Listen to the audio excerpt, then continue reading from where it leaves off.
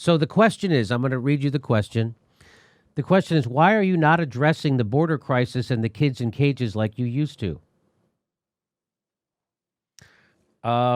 She never answers the question. But watch this gobbledygook and again, of course, with the whole. Watch this.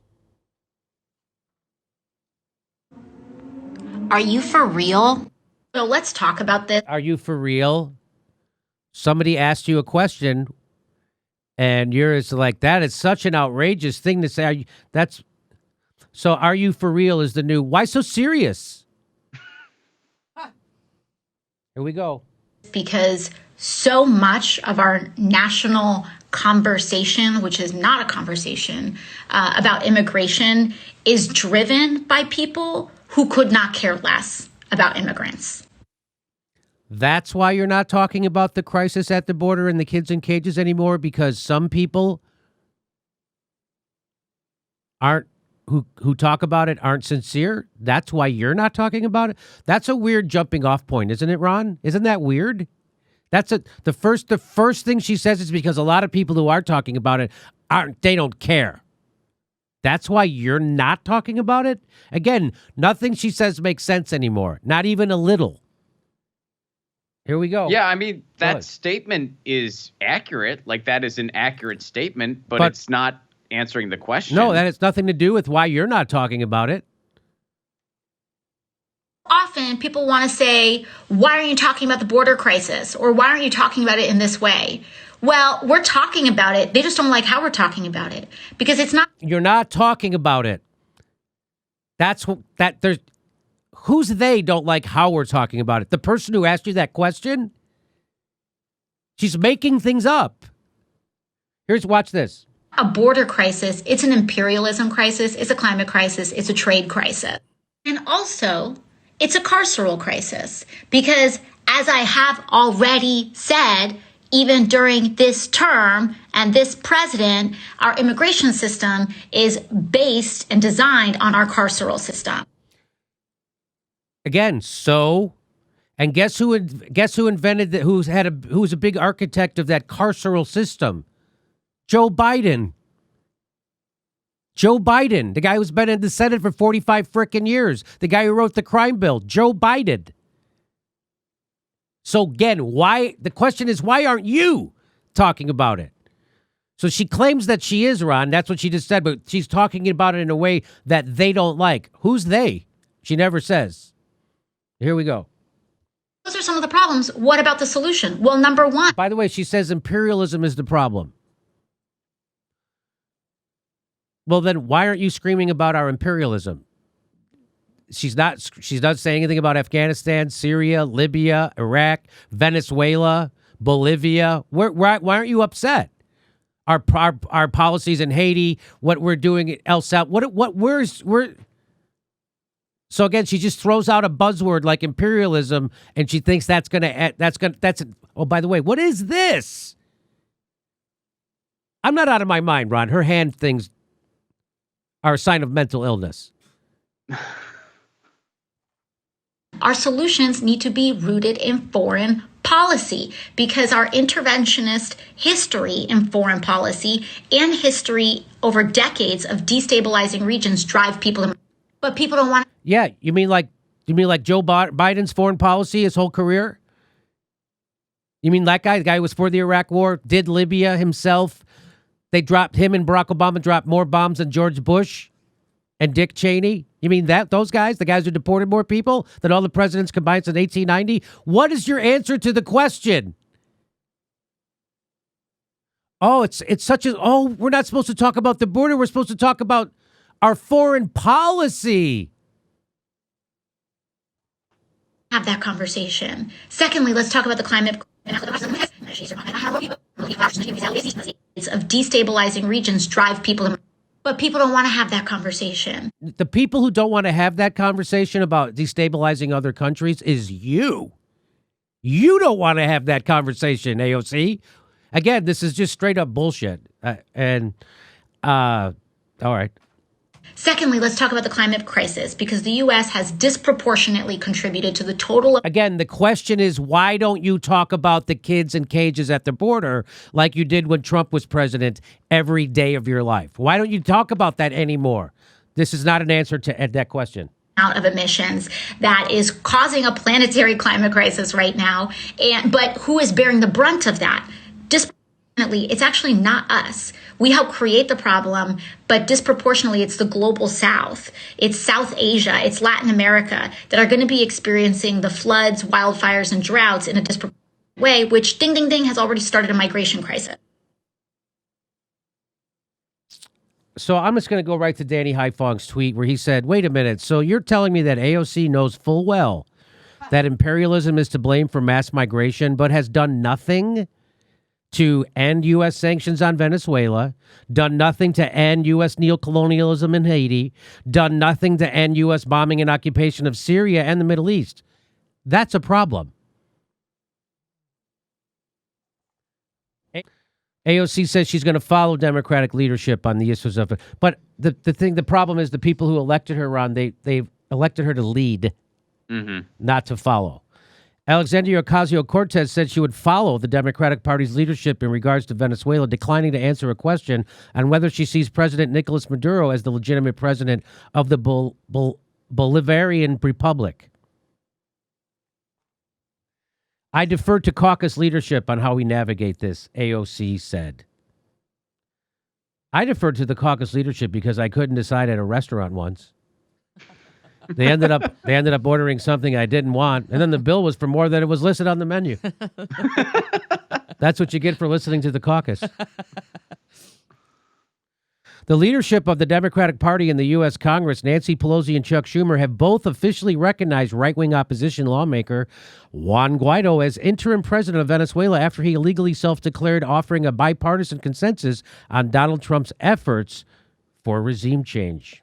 Isn't it great? We can always reach across the aisle to form a chain to topple over a democratically elected leader in another country. Isn't that nice? It warms your heart, Jimmy. Earlier, Ron, AOC was quoted as saying she was very concerned about U.S. interventionism in Venezuela, and I oppose it. Some argue that AOC has come under pressure from the Democratic leadership in an effort to silence her earlier objection to the Trump interventionist policies in Venezuela. So you can say something if Trump's doing it, but if Biden's doing it, it's cool. That's the whole point. And here she is. I absolutely refuse to stand by and do nothing as infants are ripped away and thrown in cages. I will be flying to an ICE detention center on the border this weekend. I have full trust in our supporters to carry the campaign torch for the 24 to 48 hours. This is a crisis and cannot wait. Just so you know, she took abolish ICE off of her website. Just so you know, she took that off her website. And then when people called her out for it, she put it back in. Here she is again. This administration has established, by the way, look at the dates. So that's 2018. This is 2019. This administration has established concentration camps on the southern border of the United States for immigrants where they are being brutalized in dehumanized conditions and dying. This is not hyperbole. It is the conclusion of expert analysis. That hasn't changed. Over 4,000 migrant kids crowded into Texas facility. Here's another headline. Highest number of migrant children in border facilities since government started releasing data. That's from March 29th, 2021. Highest number of migrant children in border facilities since the government started releasing data. And they're all wearing the tin foil and sleeping on concrete. And they're in cages.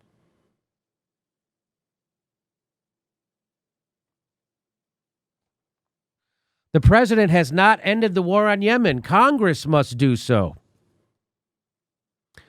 So that's our foreign policy. What have you been doing to end the war in Yemen? Has she been working on that?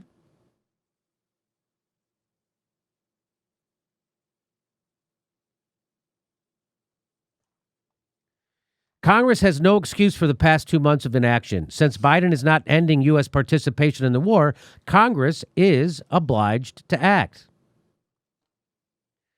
And it's not as if we're talking about actual work for the Congress. They just have to hold a vote and say yes, aye.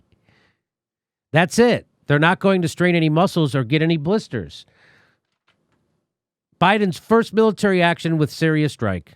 The first thing he did was we're occupying a third of Syria right now, AOC. You want to talk about that? Right now we have murderous sanctions on Syria. You want to talk about that?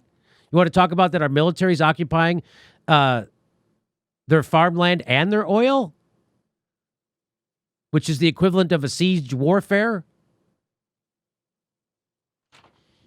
Jackson Hinkle got it. He says AOC never really said a word about Biden illegally bombing Syria. Nope.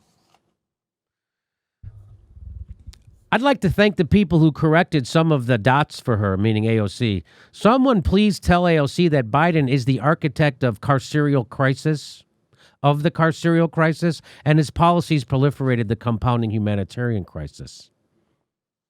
That's Sema Hernandez. So I guess it was privileged of her to point out the carceral part then, huh?